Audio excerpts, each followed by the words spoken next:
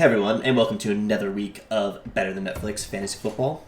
And Mike and I this week are going to talk a little bit about some playoff picture here and how everyone is looking in it, as well as some pretty big changes in the standings, at least for me, Mike. Finally, we have a new person on top of the time charts, and it's not Derek. So No, it's not. I'm stoked about it. Mike's stoked about it. I'd say 11 out of 12 people in are the league are stoked. stoked Actually, about it. I think 12 out of 13 or 13 out of 13 are stoked out because he thinks I talked to Derek and he's like, now you can't talk as much shit to me. I'm like, little do you know. So this week's winners, I'll jump in, is Saved by Odell with a week high. Huge game. And he was also one of two people that seeped into the hundreds this week. Weird week for us.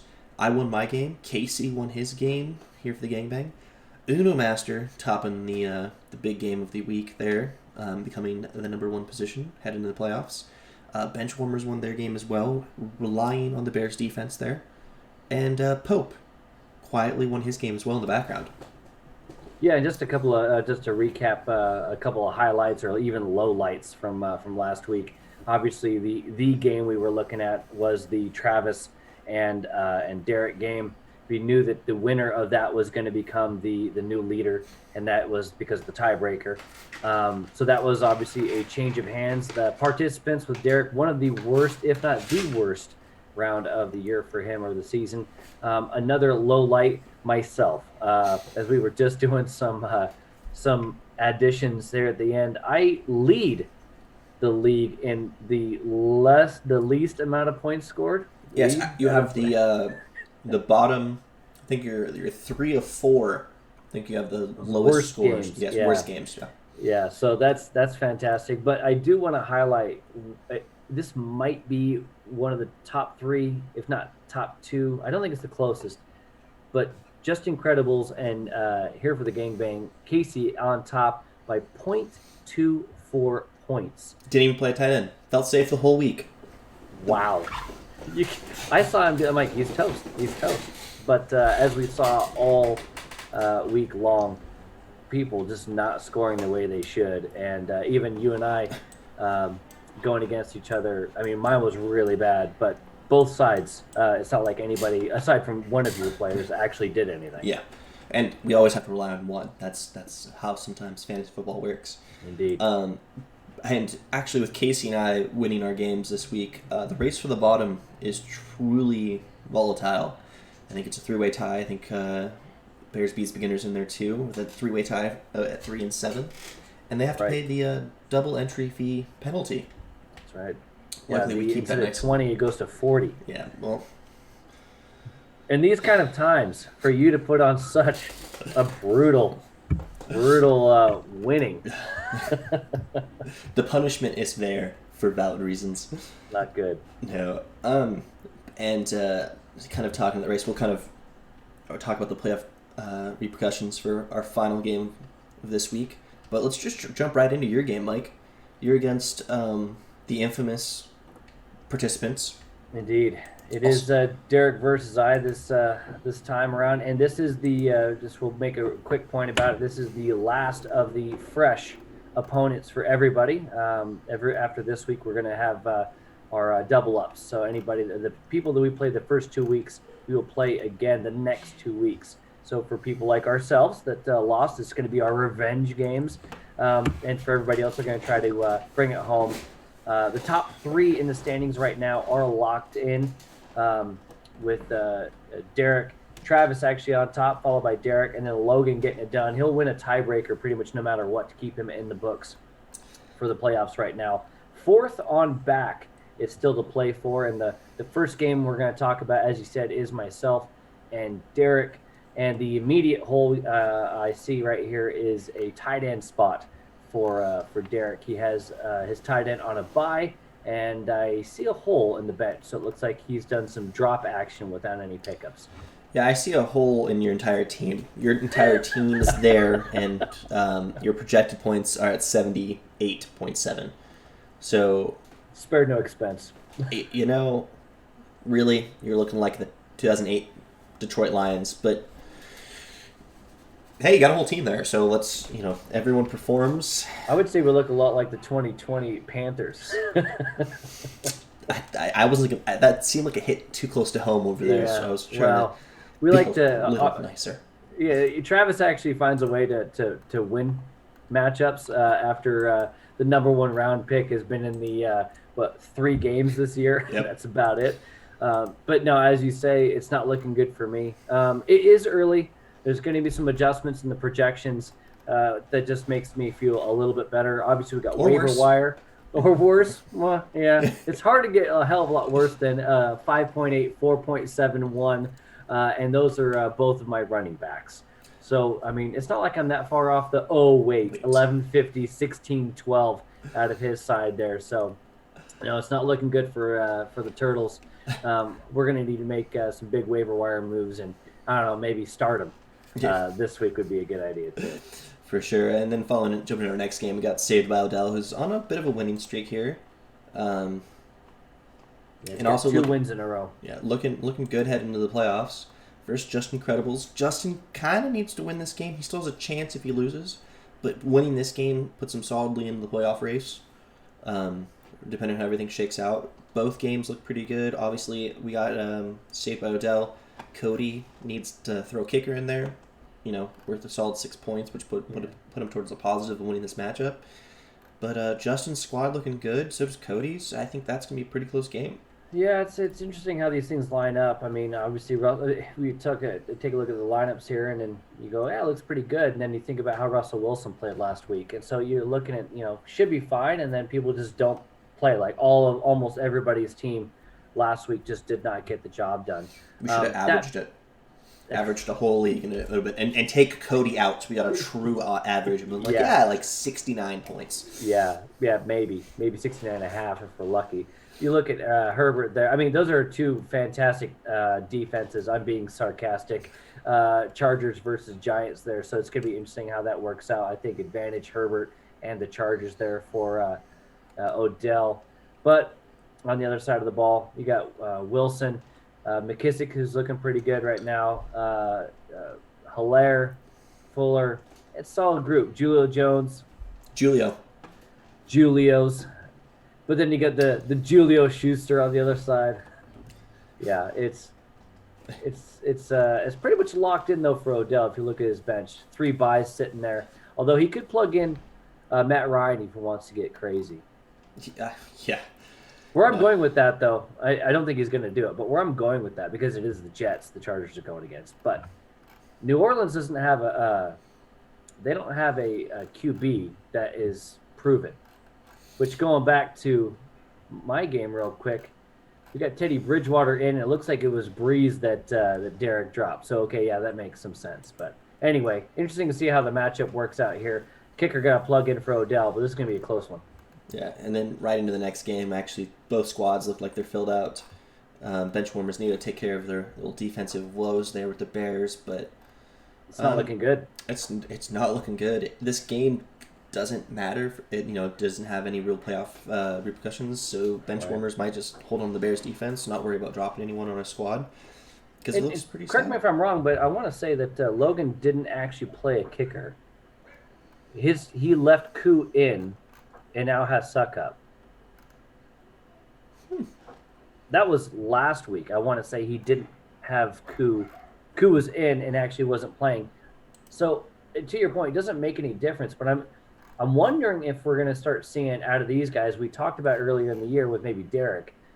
Are they going to maybe make some waiver wire moves or what have you, trades, if you will, for the playoffs? Yeah, really start his playoff run and And we'll be watching, the commissioner will be watching the legality of the trades here. Like you talk about yourself in third person. It gives me a higher power here. But yeah, no, not a big. Master looks like he's going to handily win that one and really propel himself further to the top and have a first round easy matchup. Although, really. What does that mean this year? Yeah. You never know who's going to show up and who's not. Next game, you got Pope Without a Hat and Captain Not So Obvious. The infamous auto drafting team, still looking good, still strong. Has a Yeah, they're even running record. 5-5 right now. Yeah, yeah. And against Pope, as you had kind of talked about off camera, I think that he's just got a little bit of a cushion with the 6-4. But you lose 3 here, and it's 6-7. You're a losing record. So I don't think anybody's going to feel good unless they're grabbing a win this week. Yeah, for sure. But I think he has a bit. If he wins this week, he's locked in. I think he just needs one more win in the next 3 games, and he'll be fine. So once again, I think he'll just be looking at some nice waiver wire changes, not trading anybody, not dropping anyone important to him. That's true. Although I will say he's facing an uphill battle right here. 96 points to his name, 109 to Trevor. At least as we lock things in, and every spot's filled. I'm seeing some low numbers here. Williams, running back, and Cobb, wide receiver, out of him.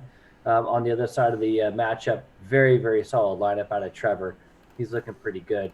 And there's not much to change here for Pope. So this could be a tough matchup for him. Yeah, the bottom 3 guys really need the 5-5s to lose this week. So we need we need a couple losses out of Captain Not So Obvious here to really give us some playoff potential. Yeah, you see Trevor winning here. That actually ends up in a tie between these two, 6-5 for both of them if that happens. So not a lot of move, but that'll actually be kind of the ceiling that everybody else is looking at.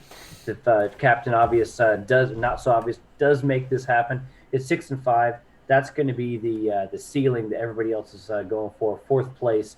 And again, with only 8 spots going in, I think we all know what we need to try to beat here. It's going to be 6-7, or maybe even a 6-6, or excuse me, 7-6 kind of season to get into the playoffs. So, and we have to. The 6-7 is kind of what I'm hoping is doable here. And the final, or second to last, the penultimate matchup, we got Steelers fan 69 and Bears beats beginners. We've been waiting for the holes in the lineup, and here they are, my friend. All over the place. Taylor entered a very tough week here with Allen, his far best, biggest playmaker of his team. He still has strong wide receivers out there, so he's got a lot of upside over there on the other side of things. Shelby's really, since the fall of her Dak Prescott, has found rock bottom. So let's see what she can do attacking the waiver wire this week, as she needs to fill quite a bit of wide receiver. Yeah, and if we look at this here on the QB front, there is no QB to slot in for Taylor. And I'm looking at the what's on the waiver wire right now. And what do you think? You wanna throw cards down on Jameis Winston? Do you slot in for Breeze? The argument is that he may not even get the starting role. It could be Taysom or Taysom Hill. Taysom. Yeah. So you got a couple other choices out there. Roethlisberger's been going off lately, and being his true Steelers fan, he might stick to his name there. Especially Roethlisberger's coming back off the COVID list, so. And you were talking about wide receivers. Just taking a look at that real quick, and there's a bit to look at here. Looks like the star of the bunch here on the projections is Jacoby Myers breaking out for New England. After that, it's a lot of question marks. Yeah, she's going to have to dig deep there because there's not a lot of options. Yeah, and it doesn't look like, unless Galladay comes back for Detroit, then there's going to be a chance. But I'm not sure that's going to be in the cards as well. And we go back to the running back game. Null there is going to be out, and Chubb's going to go in. So right out of the gate, you've actually got some pluses here for Taylor. So Taylor's going to close this thing up, have things be a little bit closer. It's really, I think, as you say, going to be Shelby who's going to have the harder time filling the gaps here, aside from the QB position there for Taylor. Yeah, this is going to be a battle of the waiver wire for sure, and let's see how it really ends up for him. Shelby's got the first choice, so she might be able to snag some things away from Taylor prior. Exactly, and that's going to be advantage Shelby. And as you say, must-win scenario for her. Yes, and the other must-win scenarios is her final game, kind of the best of the worst here. It is yours truly, your commissioner at hands, and here for the gangbang, Casey Cook. Yes, as you talked about earlier, the battle for last place, or the battle for not last place, really, but also a battle to keep your playoff hopes alive. As you mentioned, a must-win scenario. the loser of this game is officially out. Yes, not completely out. They still have a chance not to finish last, but they are definitely out of the playoffs. Right. And the losing battle actually goes to the consolation game. It's not purely off your record. Right. That's going to be the best. Is that Casey's actually going to be last, and then face you. Yeah. And then beat you at the end. It's going to be great. Oh, it's going to be just stressful. I do have a hole in my lineup there, and Casey's got a pretty stout projected points there. But I'm looking. Lamar Jackson's not hit his numbers. I'm definitely scared of his running backs, and his wide receivers are solid. But Hunter, I think that I'll be pretty satisfied filling the gap in there. I've got Amari Cooper, who's just shitting coal. That's what he's doing. He's not. There's no diamond producing games. Yeah, he is projected in the 10-point plus range, going against a Minnesota defense that's given things up lately. In theory, they didn't really do that this last week, unfortunately for this guy. Yeah. It's a situation where this is going to be pretty close. Even if you throw Cooper in there and give you the immediate 10, that still keeps you a good 9 down. Yeah. Or 7 down on your projection. So it's going to take a little bit more than just throwing a Cooper in there. So I'll be hunting the waiver wire a little bit, don't count me out quite yet.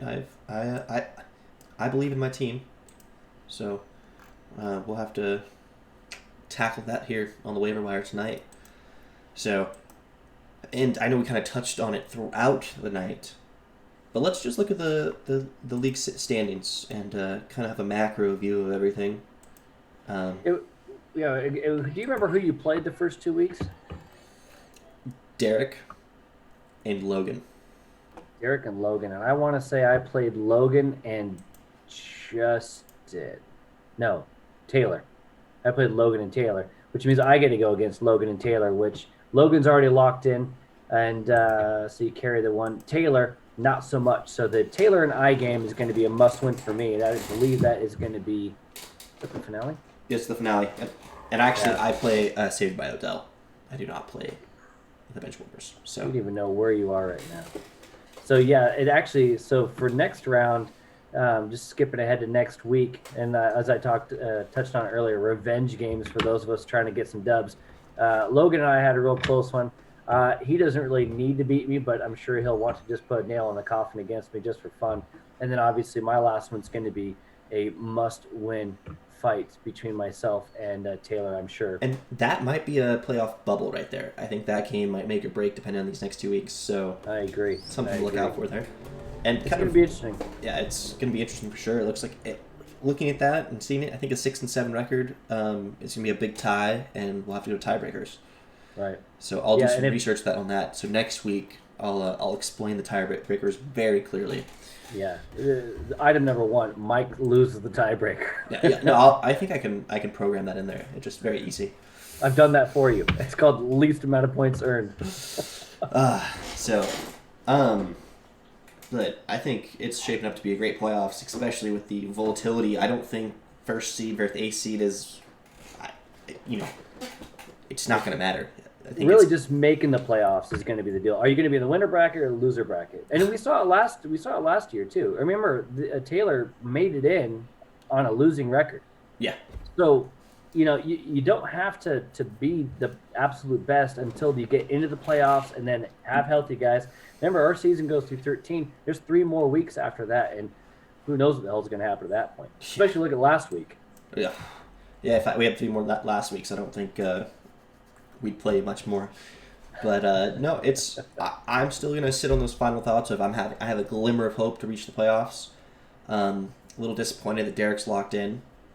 But it's looking to shape up to be a very solid playoff bracket. But as always, Mike, projections mean shit. Thanks, guys, and we'll see you next week.